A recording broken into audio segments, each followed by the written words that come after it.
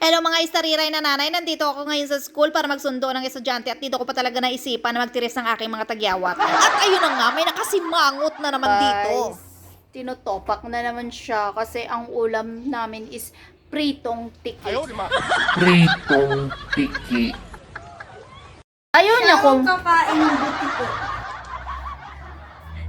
Ayaw niyong kumain ng tiki. Tuko na lang para mas malaki-laki. Pritong tuko. Tilapia gusto ko.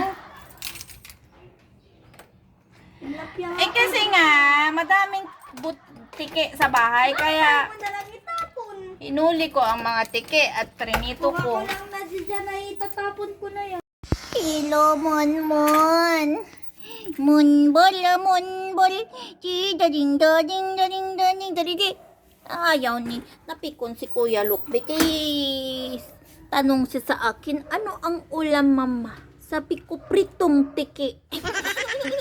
Ayaw niyang tiki. Di ba, be? Masarap yung tiki, be, na? Kinukain nga ni Monmon yung tiki, eh. Di ba, Monmon?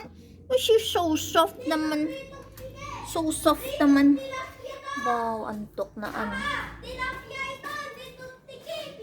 Wow, antok na antok ang nanay sang universe. Ay, ano ka na? Tsura mo daw. Daw marauton ka nga ag-ag ka. Ayaw, lima. Niyo, nga ko rin. Ay, oh. Tsura mo. Lusyang ka na yan. Nga ko rin ka. Bala ka na. Uy, kita. Videohan kita. Video. Ayaw, lima.